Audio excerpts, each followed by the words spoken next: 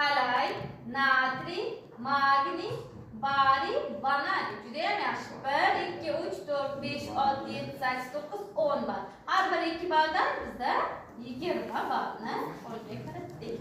Birinchi guruh 20 ball. Hozir yoz belgilab olamiz. Fosfor, kaliy, temir, xrom, mis, magniy, bariy. Juda ham yaxshi. To'g'ri topilgan. 1 2 3 4 5 6 7 8 8 kare 2 16 ball. Demak, ballarimizni hisoblab olamiz. Birinchi guruhimiz va ikkinchi guruhimiz. Demak, 20 ball, 16 ball. Juda ham yaxshi. Elementlar haqida gaplashamiz. 8 sinfda davriy sistema bilan ishladik. Davriy sistema, davriy qonun.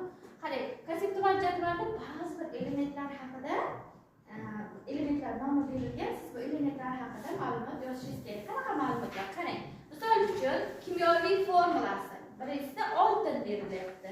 Kislorod, vodorod va alyuminiy. Kimyoviy formula bu nima edi? Kimyoviy belgisi, ya'ni harfi.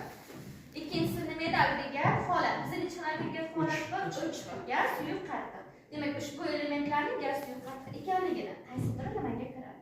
Va keyingisida rangi. Agar ushbu elementlar yozmaysiz. Tabiatda uchrashi. Qayerlarda uchraydi? Birikma holatdami yoki sof holatda, ya'ni yombi holatidami? O'shani yozishimiz kerak. O'zi yoziladi. Qani bu guruhga ham o'quvchilar bemalol chiqib, har bir guruhga ball berishi mumkin. Har bitta qarang, to'g'ri katak uchun 1 balldan beraman. Yozilgan to'g'ri band uchun.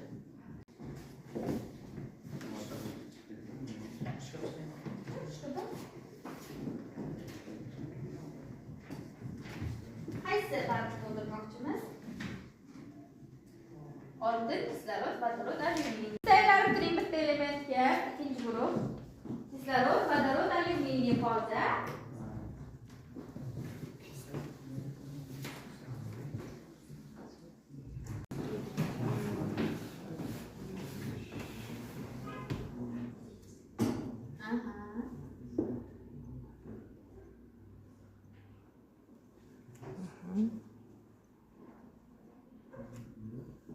Siz desak ham bo'ladi.